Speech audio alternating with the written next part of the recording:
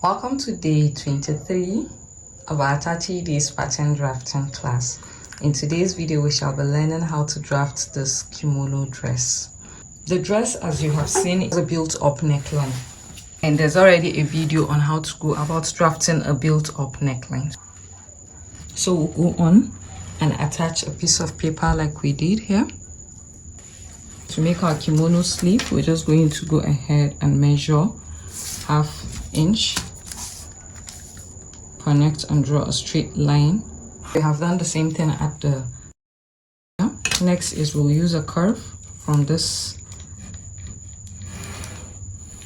waist area and connect like this, then we trim off. July I shall be hosting a skirt class where you should learn how to draft a basic skirt block, how to alter your basic skirt block to create an A-line skirt, how to manipulate your data, how to create volume, how to manipulate your fabric to create gathers, and ultimately how to create this tiered skirt. Armhole areas. This class is strictly for beginners. If you're interested, do send a WhatsApp message to this number to be added to our WhatsApp group.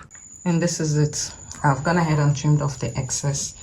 Remember that you're joining this curve to your waist area. Hope you find this helpful. See you in the next class. Bye.